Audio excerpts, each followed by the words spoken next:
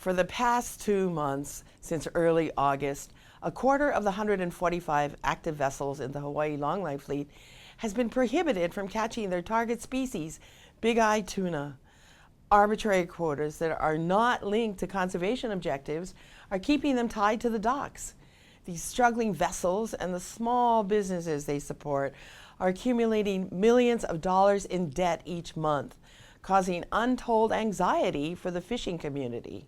What you don't see is the boat captains, the boat owners, and their livelihoods that are basically affected by this whole fishing closure. You know, they got families to feed, not only the captains and the boat owners, but the crewmen as well. It's heartbreaking, more so than anything else. The boats not go fishing is costing me 14 to 15,000 a month to sit in here. I don't know what happened to my boat if the business went out, and where we're gonna be, homeless. It's just a little bit disheartening when the year was really good. I think El Nino brought a lot of fish to the Central Pacific, and then it was swatted, killed, knocked down to nearly nothing. If this continue and would last until December, then most of the boat owner will have a lot of problem, and as well as us too. We need to pay a big rent here, and the inventory that is due, the inventory that is prepaid, loans that we got from the banks, and you know, there's a lot of impact, huge impact for this closure. People that want fish cannot have fish. People that want to work are getting a hard time to work. You know and I know, small business, the backbone of America. It always has been. In almost 2 months, we don't have the business. So we cannot go catch the fish. I need to do this kind of business, so I have to do this business. So what else I gonna do? The rest of the Hawaii fleet has been forced out of their primary fishing grounds in the Western and Central Pacific and must travel more than 1,000 miles into the Eastern Pacific to set their hooks to catch big-eye tuna. It's easy to say, well, if you have a small boat, you can just fish in the east. Well, that may be easy to say. The fish happen to be about 1,100 miles from town. So you go fooling around in a 50-footer 1,100 miles. I mean, it's a huge safety issue for people. So the impact is larger than those who are strictly regulatory affected. We have to fish east of 150 degrees, which is about 450, 500 miles east of town here. And then once you're out there further from town too, you know, it's a fresh fish market, so it limits your fishing time out that way too, and you don't want to come in with old fish. This travesty has happened because of 2 international quota systems, one in the Eastern Pacific for larger longline vessels and another in the Western and Central Pacific for all longline vessels. Both allocate the United States a minuscule amount of big-eye tuna. As a result, industrial foreign fleets with much higher big-eye tuna quotas freely operate on the high seas around the Hawaiian Islands, where Hawaii longline fishermen can no longer fish for big-eye tuna. If other countries can fish in this closure area, take the fish back and ship it back to America, that's, I don't know, that seems wrong to me. It almost feels like somebody's stealing from you and then selling it back to you. Overfishing of big-eye tuna in the Pacific started when the purseine fleets began using fish aggregation devices. While fishing on fads targeting skipjack tuna for canneries, the purseiners unintentionally catch more big-eye than the longline fishery. The Hawaii fishery lands only 1.5% of the big-eye tuna caught in the Pacific Ocean. Our fishing grounds are thousands of miles away from the equatorial Pacific, the epicenter of overfishing.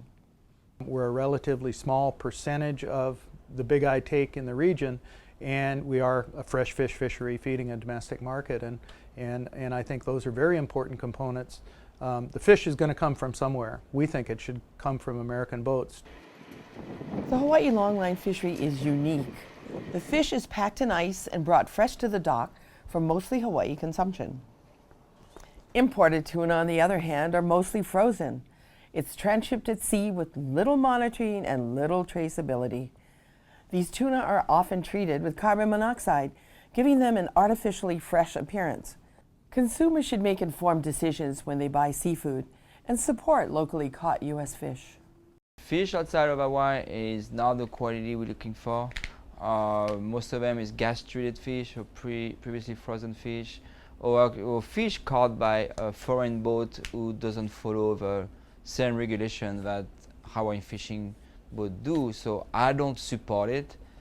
Well, we try not to do frozen in terms of our poke.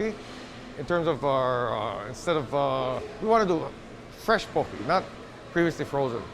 Hawaii fish, since the way the way we take care of it, and the closer that we fish, the fish is a lot fresher, we can compete with the world. The Western Pacific Regional Fishery Management Council played a key role in establishing the Western and Central Pacific Fisheries Commission in 2000. We supported the Commission's goals to prevent overcapacity and to eliminate big eye overfishing. However, the Commission has conspicuously failed to address these critical issues, and the Hawaii longline fishery is teetering on the edge of a cliff. We've been doing the fishing for 25 years. That's the only thing we do for living. Days lost at sea are days that you can't recover. They don't come back. We don't get to make up. We don't get to have another chance at it. If this is going on, then we have to close our business. We have no choice. There needs to be some urgency. I can't continue like this for, into December. The fishing is like farming, it has a rhythm. You break the rhythm and it's a problem. So if you have a 10-day closure, it's not 10 days. A 30-day closure, it's not 30 days. The closures are longer because there's so many ripple-on effects with what goes on. As to the question as to whether they'll be able to make it, I think that there will be people who don't make it. And there will be people who go in and remortgage and do all kinds of ugly things that folks do when they're struggling to stay in business. The Hawaii fishery is being penalized for a problem it did not create. It should be rewarded for being an exemplary fishery. The Western Pacific Council, under the Magnuson-Stevens Act, has responsibly managed this fishery for decades. The fishery has maintained high levels of observer coverage, provided quality fisheries data for stock assessments, pioneered the vessel monitoring system, and mitigated protected species interactions. I started sending these people fish, they were like, wow, hey, we never seen the brilliant color. We never seen the fat and big eyes and all these other stuff. And what about this, what about that? And I said, look, this is stuff sustainable. You can trace this fish. Every pound can be traced back to the boat. Every pound can be found where it came from. The United States government must commit to protect the Hawaii longline fishery. The alternative is dependence on foreign imports and the irrevocable loss of Hawaii's iconic fishery. The mainland guys simply stop buying Hawaiian fish. They will find it elsewhere. Even we are as a fisherman, we can't afford to eat fish in Hawaii right now. Come from a fishing family, and so I have one son, he loves fishing too, so. But I've kind of talked him into, have something else to fall back on too, because it's kind of scary, the future of fishing. It's kind of a question mark if you'd be able to make a living at it, with all the regulations and everything.